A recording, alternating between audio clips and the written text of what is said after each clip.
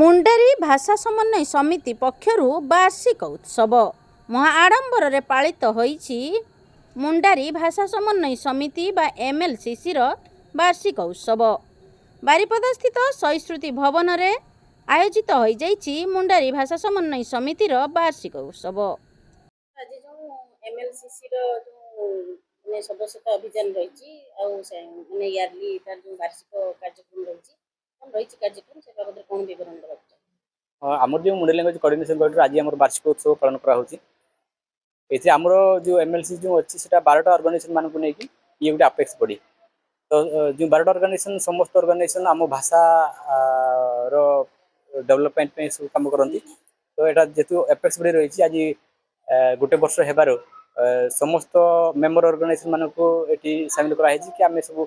MLC माध्यम कौन सब कम करुचु एवं काम केते कौन काम करिछु एवं आगामी समय आमर कार्यपंथा कौन रही भारत अष्टम संविधान अष्टम अनुसूची आम भाषा को सामिल करा से नहीं कि आमर कौन सब कार्यपंथा रही से नहीं कि विस्तृत आज आलोचना चली दीर्घ दिन चलापथ केते कुसुमित केते कंटकित थिला अनुभव कोन ए जो भाषा पई आंदोलन आपनकर भाषा पई संघर्ष आपन मानकर केते कुसुमित थिला केते कंटकित थिला अनुभूति रूप ये तो बहुत बड़ कथा कहले जेठू मैंने ऑर्गेनाइजेशन आरंभ करूँ कम से कम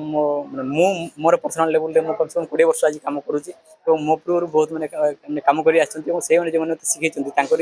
रास्तार मुझे चली। तो जेहेतु आदिवासी भाषा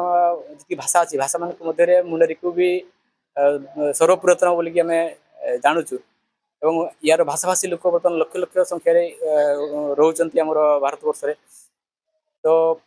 तार किसी मान सम्मान आदिवासी मान सम्मान बहुत कथा कहते बेले भाषार मान सम्मान सेमती किसी सरकार कहूना आम कि बारंबार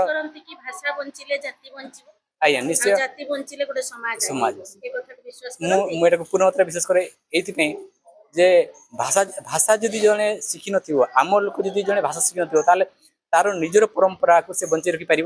तार जो पूजा पाठ सी अलग द्वारा करा जदि से निज भाषा भूली जाए जानतु तार चेहरा कटि जाइए चेहरा जदि न जो गचर से गचर जो चेहरा आसो समाज से चेहरा आसो तेणु आमको भाषा बंचे को पड़ो और आम ऑर्गेनाइजेशन माध्यम आम जितकी संभव आम से गच को भल एवं तार डेवलपमेंट आम कम करुँ आगामी दिन में आम यार आंदोलन को आम ओह्लैबार आम योजना चली। सरकार सरकार जेहेतु बहु वर्ष धरी गोटे प्रकार ठकी चली सेटा बहुत दिन चलबार ना यहाँ आम एकदम क्लीयर अच्छे हक मागिले मिलूनी आम राजरास्ता को निश्चय बहुत कम टाइम भितर ओह्लैबू या पूर्व में ओह्लै ना सेमती किसी ना आमर से ओह्लैबार गोटे परंपरा आम रही यार नुआ सरकार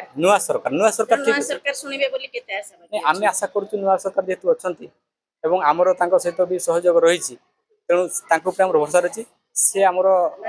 भाषा को मान्यता देवे आमको साहाय्य करेंगे जदि न शुणती ताहले आम सहयोग न मिले आम सहयोग करूँ ना ये समाज सिद्धांत आग थर करूँ आमर से सिद्धांत अटल रही।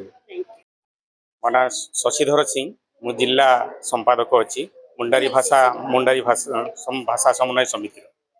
जो भाषा की आंदोलन आपण मानक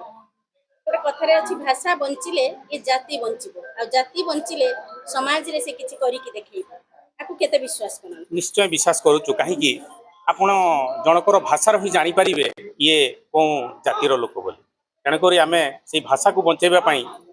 हमर ये आंदोलन चालू रही। ये आंदोलन आपण पुराना सरकार रे भी करूथिले आज नुआ सरकार रे भी करूछंती सरकार आपण मानकर ए भाषा को मान्यता दोनांती आगामी दिन रे कोन कार्यपंथा ग्रहण करिवे देखंतु ये आमर संविधान रो मौलिक अधिकार मुंडारी भाषाभाषी लोक मानकर जो अष्टम अनुच्छेद रे शामिल पाई ये आंदोलन बहुत पुरातन संगठन मध्य एठी बहुत भाषा पाई आंदोलन करिसंती तेणु